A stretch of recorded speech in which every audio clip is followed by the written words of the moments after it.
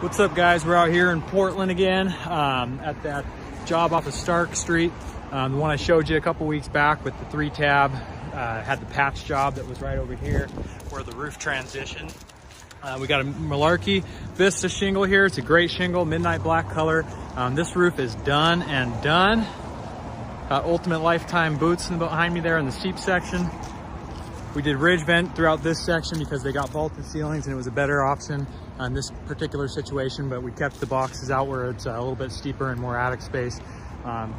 We also added intake. You probably can't see it from this angle. Right down there, there's little bumps all along actually on all the faces. Sorry about that, my video. Down there, here, we added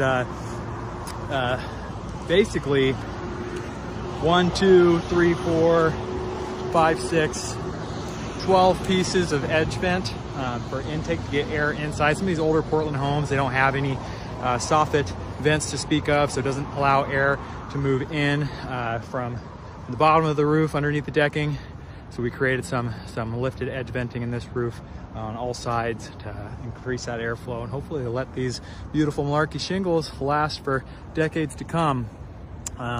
And then once again, that spot right here that if you guys remember on that last video where they had patch job done on this side with some newer shingles mixed in with the 3-tab, the roof decking was all out of whack because they did kind of a quick fix before the last owner sold the home. But while we were doing this roof, we went ahead and straightened that out so it looks great. Yeah, I'm really happy with the way this one turned out. The homeowner's stoked, and we got out of here in less than a week. So another roof job complete. Ibex Roof taking care of this one in Portland, Oregon. Thanks, guys.